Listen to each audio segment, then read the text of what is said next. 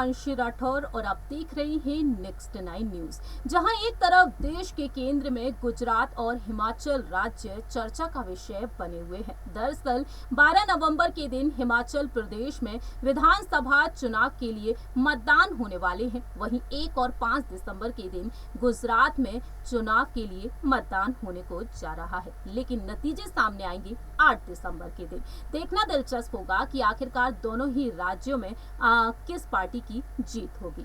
लेकिन इसी बीच यहाँ पर चर्चा का विषय बन चुका है मध्य प्रदेश राज्य भी। साल 2023 में मध्य प्रदेश में विधानसभा चुनाव होने को जा रहे हैं और अब मांग की जा रही है युवा नेता उड्डयन मंत्री बीजेपी के नेता ज्योतिरादित्य सिंधिया को लेकर कि आगामी विधानसभा चुनाव में ज्योतिरादित्य सिंधिया को कहीं ना कहीं मुख्यमंत्री पद की दावेदारी के लिए आगे किया जा सकता है। ज्योतिरादित्य सिंधिया की तारीफ इस वक्त बीजेपी के तमाम नेता करते हुए दिखाई दे रहे हैं और अब लोग भी यहाँ पर अपनी बात रखते हुए दिखाई दे रहे हैं कि कहीं ना कहीं युवा नेता ज्योतिरादित्य सिंधिया को अब आगे कर देना चाहिए। तो क्या कुछ फैसला होगा पीएम नरेंद्र मोदी, केंद्रीय गृह मंत्री अमित शाह जी और राष्ट्रीय अध्यक्ष जेपी नड्डा जी का? खैर ये तो वक्त के साथ साथ ही पता चलेगा। लेकिन इसी बीच ज्योतिरादित्य सिंधिया अपनी नाराजगी को कहीं ना कहीं जाहिर करते हुए दिखाई दिए हैं। हाल ही में बीजेपी की एक बैठक हुई और उस बैठक से अचानक ज्योतिरादित्य सिंधिया उठकर चले जाते हैं, जिसके चलते सियासी समीकरण अब तेज हो चुके हैं। लेकिन दावा ये किया जा रहा है कि उनकी तबीयत खराब थी, इस वजह से वह बैठक से उठकर चले जाते हैं।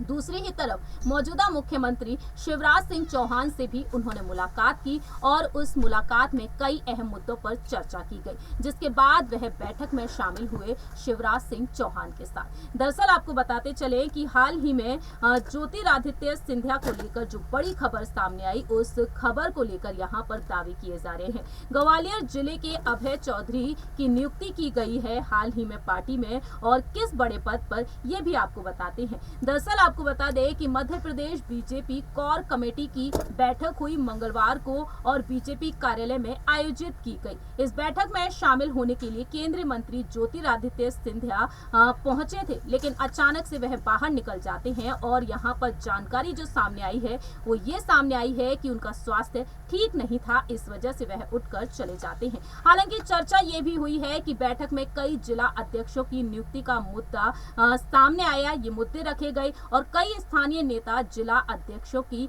नियुक्ति को लेकर नाराज रहे। तो वहीं ज्योतिरादित्य सिंधिया में ग्वालियर जिले के अभय चौधरी की नियुक्ति से नाराज हैं। मालूम हो कि बैठक में शामिल होने पहुंचे सिंधिया ने कहा कि साल 2023 में कमल का फूल फिर से खिलेगा और नरेंद्र सिंह तोमर ने कहा कि बीजेपी में लगातार काम करने को लेकर बैठकें हो रही हैं। वहीं महासचिव कैलाश विजयवर्गीय ने तारीफ की ज्योतिरादित्य सिंधिया की, वहीं उमा भारती भी ज्योतिरादित्य सिंधिया की तारीफ कर चुकी हैं। अब देखना ये दिलचस्प होने वाला है कि साल 2023 में जो चुनाव होंगे, उन चुनाव में आखिरकार बीजेपी किसे मैदान में उतारती है। फिलहाल देखा जाए तो ज्योतिरादित्य सिंधिया लगातार आगे बढ़ रहे हैं और उन्होंने साफ तौर पर कह दिया है कि हम सब साथ में बैठक कर रहे हैं और जीत का संकल्प भी ले रहे हैं इन बैठकों के जरिए। फिलहाल देखा जाए तो उनकी नाराजगी की यही वजह सामने आई है, लेकिन स्वास्थ्य के चलते, बिगड़ते स्वास्थ्य के चलते वह बैठक से अचानक उठकर चले जाते हैं। देखना दिलचस्प होगा कि आखिरकार चाणक्य कहे जाने वाले अमित शाह जी, जेपी नड्डा जी और पीएम यहां पर ज्योतिरादित्य सिंधिया को क्या वाकई में मुख्यमंत्री पद के लिए दावेदार बनाते हैं। खैर ये तो वक्त के साथ साथ ही पता चलेगा, लेकिन आपकी क्या राय है यहाँ पर ये आप बता सकते हैं कॉमेंट सेक्शन में। फिलहाल के लिए हम चलते हैं बाकी की तमाम अपडेट्स के लिए आप देखते रहिए नेक्स्ट 9।